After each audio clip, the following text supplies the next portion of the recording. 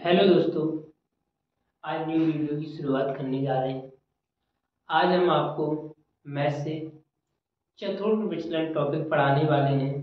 तो आइए देखते हैं चतुर्भुज विचलन क्या है, इसे कैसे सॉल्व किया जाता है। आज बेहतरीन तरीके से क्लास होगी, आपको 100% समझ में आएगा। अपनी क्लास को अपना 100 दीजिए और 100 आप देने के बाद देखिए कि आपको समझ में आया कि नहीं आया। ये पेपर में आता है, कई बार पूछा भी गया है। तो इसको देखिए, आज हम बताते हैं चतुर्भुज विचलन क्या है।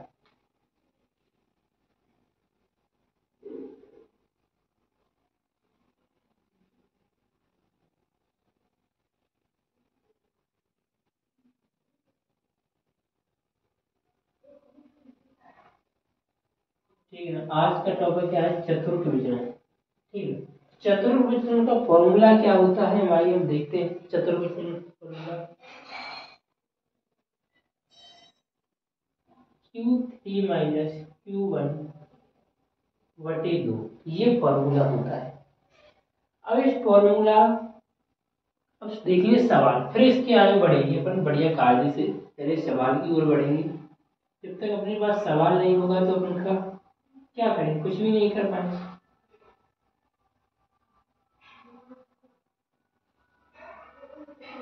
बराबर दिया यहाँ पर, क्या दी, बारंबार था। ठीक ना, 0 से 10, 10 से 20, 20 से 30, 30 से 40, 40 से 50, 50 से 60, ये हमारा क्या दिया, बराबर। इसलिए बारंबार था 5, 2, 6,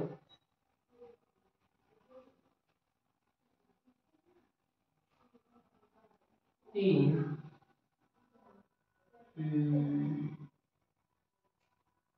4,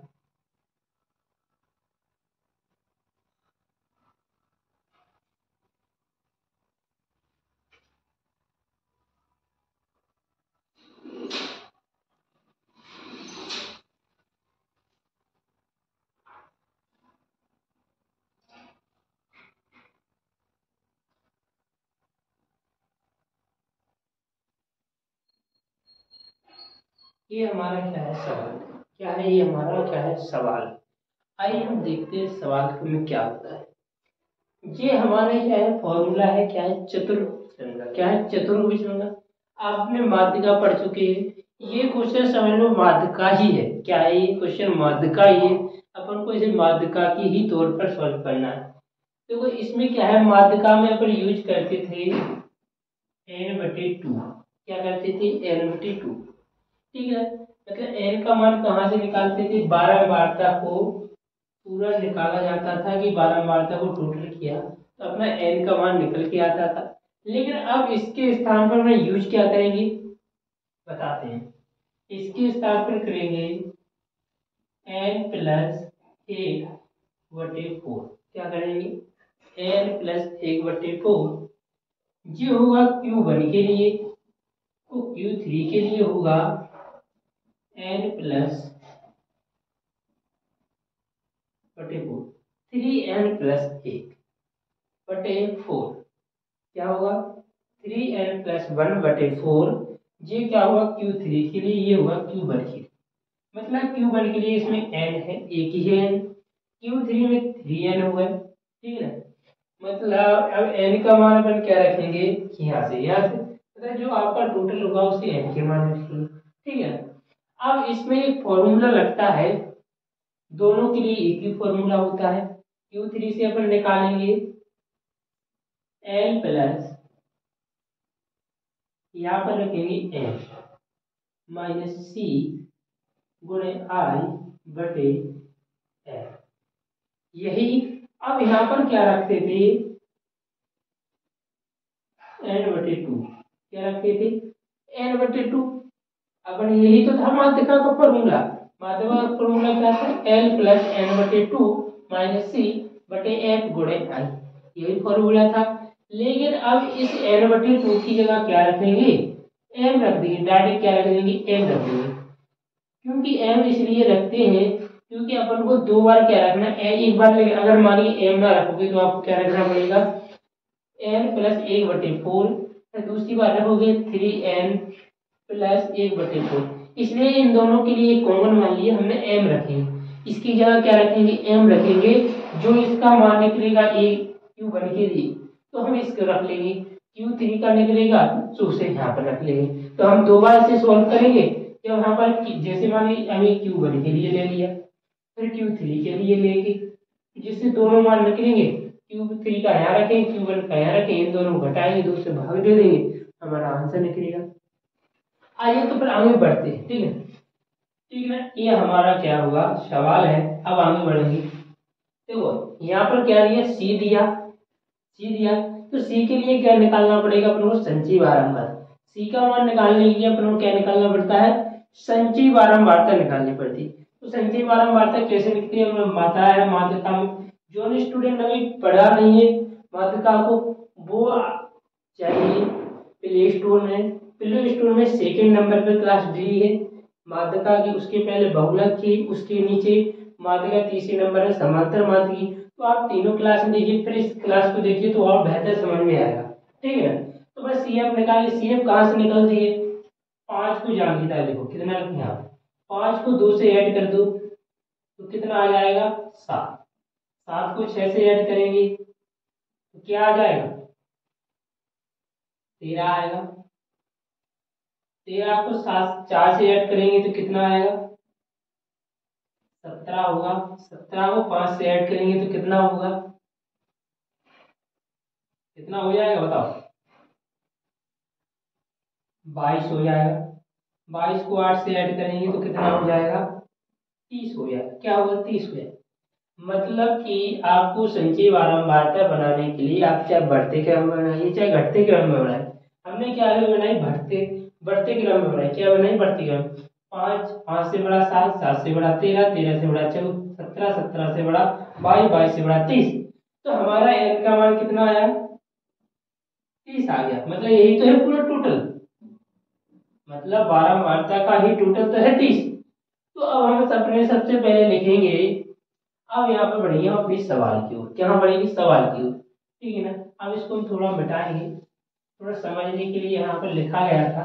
अब लिखेंगे, क्या लिखोगे सबसे पहले आप Q1 के लिए, ऐसा आपको बिल्कुल जैसा मैं लिखता जाऊं ऐसा ही सवाल करना। Q1 के लिए, Q1 के लिए क्या लिखोगे आप n प्लस 4, n का मान कितना निकल के आया 30 निकल के आया, हम यहाँ पर 30 रखेंगे प्लस 1/4। जब हम प्लस को जोड़ देंगे तो कितना हो जाएगा 31,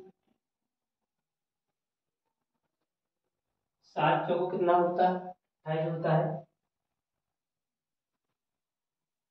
तो यहाँ पर क्या मिल गया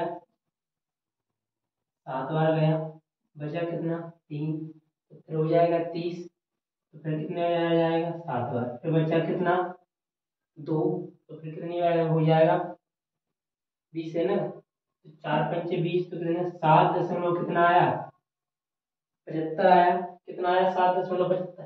अब जिस 7.75 अपने आ गए, अब इसको अपन को ढूंढना क्या है n प्लस 1/4, n+1/4 का मान जो निकला है 7.75, उसको कहाँ ढूंढेंगे अपन, जैसे माध्यिका में जो n/2 का मान निकलता था उसे कहाँ ढूंढते संचयी बारंबारता, कहाँ ढूंढते संचयी बारंबारता, संचयी बारंबारता में अपन देखेंगे 7.75 कहाँ मिलते हैं।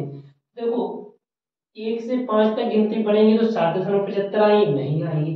जब हम 7 तक गिनती पढ़ेंगे तो 7.7 तो आ जाएगा, लेकिन 7.75 क्या है बड़े हैं, कितने बड़े हैं, तो यहाँ पर नहीं आएगा। तो इस जी किसके अंतर्गत आएगा 13 के अंदर। अगर हम इसे पढ़ेंगे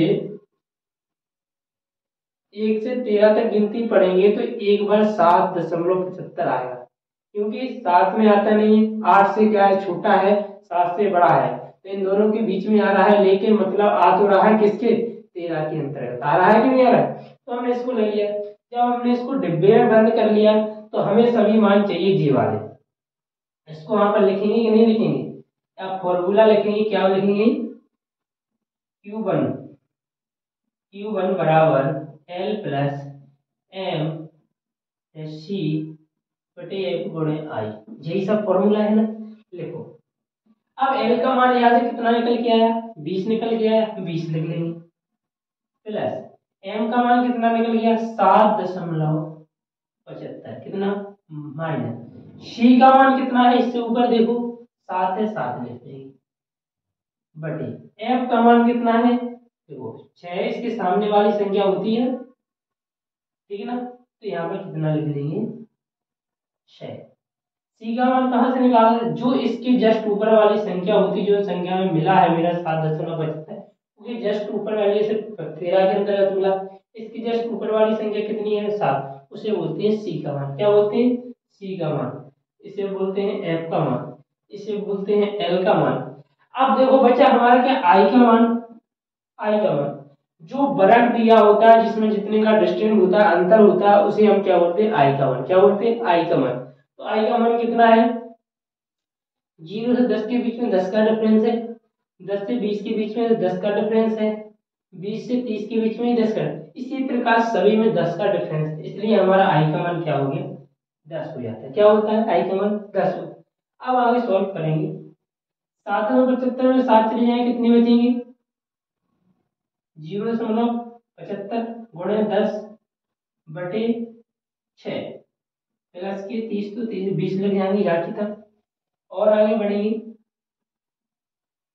ठीक है ना। तो जब इसको हम इसमें गुणा कर देंगे तो कितना होगा, 20 प्लस 7.75 आ जाएगा बटे 6, यही होगा कि नहीं होगा। जब हम 6 से में 7.75 में भाग देंगे तो क्या बार जाएगा, एक बार जाएगा, फिर बचे कितना हो जाएगा दशमलव, कितने हो गए 15, 6 दूनी 12, बचा कितना 30, 3 बचा तो फिर कितना 30 हो जाएगा, तो कितना हो गया 6 पंचे 30, मतलब 1.75 आया। 1.75 को हम 20 में ऐड करेंगे तो 21 कितना आएगा 75 आ जाएगा। ठीक है, तो ये काय का मान निकल गया Q1 का मान, ये काय का मान निकल गया है Q1 का मान, ठीक है ना। इतना सॉल्व हो गया। अब अपन को देखो यहाँ पर रख लिख सकते हैं Q1 का मान।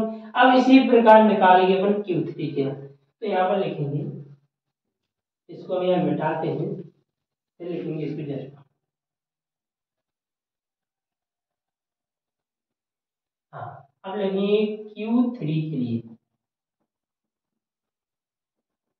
Q3 का फॉर्मूला क्या है, 3n प्लस 1/4, यही है।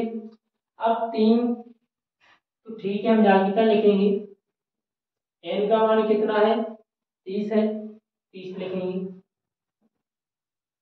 प्लस 1 है 1 लिख देंगे, बटे 4 है 4 लिखेंगे, ठीक है। इसको सोल्व करेंगे, 30 का 3 में करेंगे कितने 90, प्लस 1 तो कितना हो जाएगा 91 बटे 4, 4 से भाग देंगे कितना आ जाएगा 2 बार 1 बची, कितना हो जाएगा 11, फिर जाएगा 2 बार, बचा कितना 3, तो कितने हो जाएंगे 30, तो क्या आ जाएगा 7 बार, कितना आ जाएगा 7 बार, फिर बचे कितने 2, तो कितना हो जाएगा 20, 20 तो कितना जाएगा 5 बार, 22 कितना आया 75 आया, कितना आया 22.75 आया, ठीक है।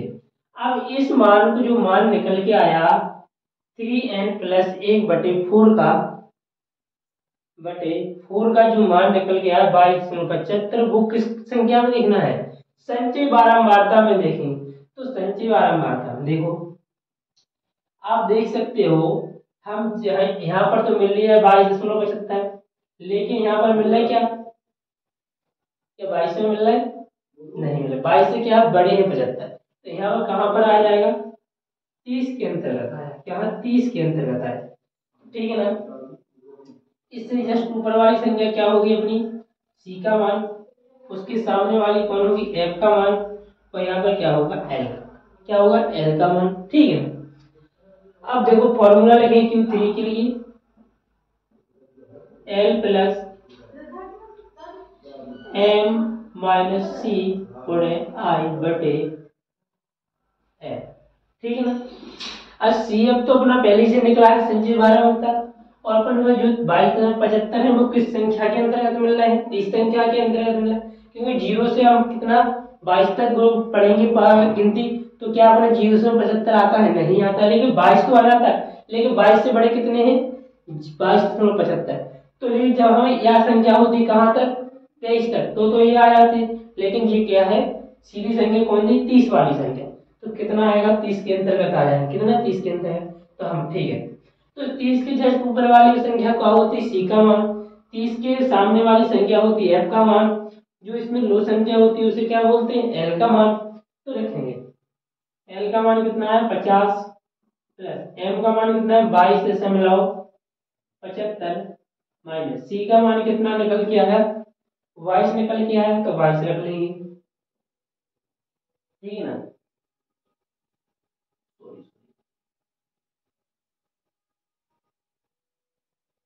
अब देखो एफ का मान कितना निकल के आया? 8 निकल के आया कि नहीं आया? तो 8 रख लेंगे।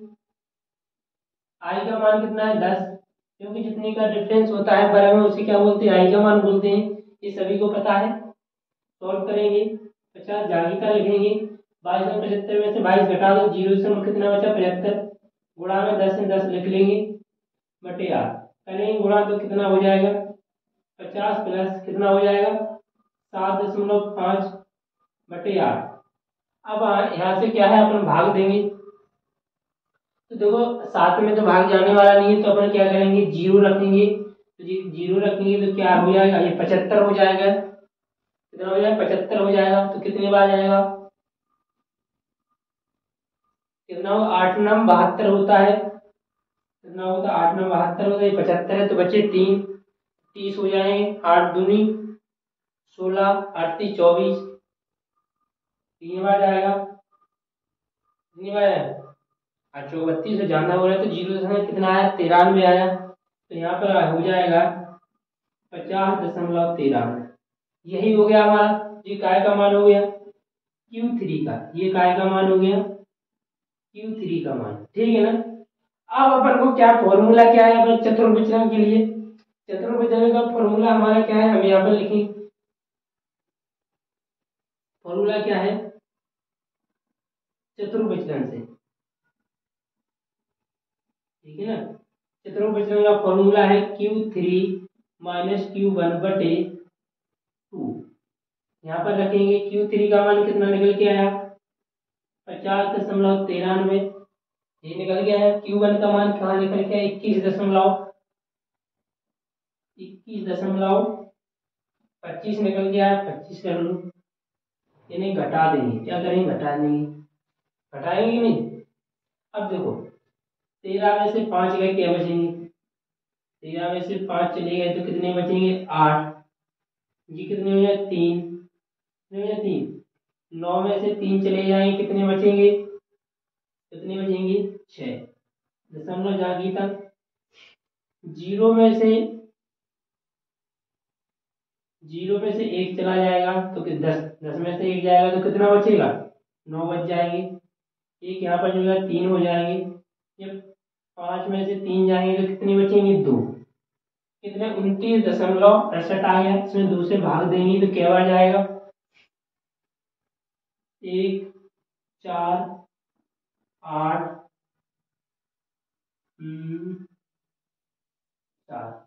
14.84 क्या निकल के आया? चतुर्थ विचलन का आंसर। क्या निकल के आया? चतुर्थ विचलन का आंसर निकल के कितना आया? 14.84।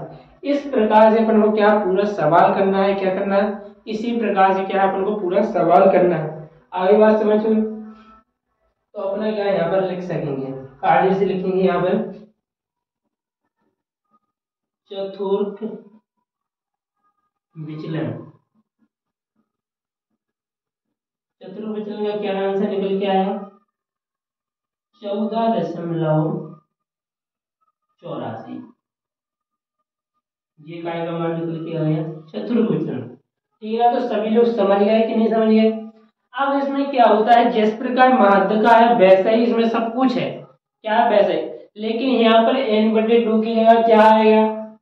3n प्लस बटे 4। 3n plus 1/4। यहाँ पर n प्लस 1/4 आया। ठीक है ना? ये Q1 के लिए, ये Q3 के लिए है। क्योंकि चतुर्विचलन में क्या है? 2 स्टेप में भाग जाएगा। फिर जब इनको हम क्या है यहाँ पर रख पाएंगे दोनों Q3 के मान Q1 के मान, फिर इनको घटा पाएंगे जब इस प्रकार अपना आंसर निकालते हैं। जो जिस प्रकार देखो n/2 का मान यहाँ पर मिलता था उसी प्रकार 775 का मान मिला, तो हमने उसी कारण संचयी बारंबारता में ढूंढा। देखो माध्यिका का फॉर्मूला क्या होता है L plus n/2 minus C बटे F गुणे I, लेकिन यहाँ पर क्या हो गया M हो गया, क्या हो गया M, बस इतना ही तो चेंज हुआ, सब कुछ वैसा ही है, थोड़ा सा चेंज है, थोड़े सा दिमाग में रखना है, बस कुछ नहीं, बस थोड़ा सा तो प्रॉब्लम रहा है चतुर्भुज का, लेकिन सिस्टम वही पुराना वाला है। अब माध्यिका को देखिए, जिन लोगों ने माध्यिका नहीं देखी वो माध्यिका देख के आए और वीडियो को, तब ये और ज्यादा बेहतर समझ में आएगा। तो यहाँ पर थोड़ा लंबा होता है चतुर्भुज विचलन में, लेकिन माध्यिका छोटी होती है तो आप बेहतर तरीके से समझ सकोगे। जब माध्यिका समझ जाओगे तो फिर इसको भी बेहतर तरीके से समझ जाओगे। अगर नहीं आया तो एक बार और वीडियो देखना 100%। पहले तो हमको इतना ही विश्वास है कि आप समझ गए हो, है कि नहीं, समझ गए ना? लग रहा है सभी का जवाब हाँ में है। आज जिनका नाम में होगा तो एक बार और वीडियो देख लेगा तो वो भी हाँ कहने लगेगा, विश्वास है हमें, ठीक है ना दोस्तों? थैंक यू दोस्तों। तो वीडियो को शेयर करें, लाइक करें, कमेंट करें। तो थोड़ा परीक्षाओं में बदलाव हो गया है, तो परीक्षाएं क्या है आपकी 10 जनवरी से होने वाली है। जो आपकी परीक्षा 3 घंटे में होती थी, अब वो कितने घंटे में होगी? 2 घंटे में होगी। आपका पूरा 50 का था, अब लेकिन क्लियर नहीं है कि आपका 35 का आ रहा है कि 40 का आ रहा है, लेकिन उसमें पूर्णांक भी कम हो गया है। तो अपन को सब क्वेश्चन क्या है, कोई 7 नंबर की क्वेश्चन आ रहा है, 2 नंबर के आ रहे हैं, 8 नंबर के भी आ रहे हैं। देखेंगे अपन को कौन से क्वेश्चन मिलने वाले हैं, तो उसी प्रकार से अपन क्या है सॉल्व करेंगे। थैंक यू दोस्तों।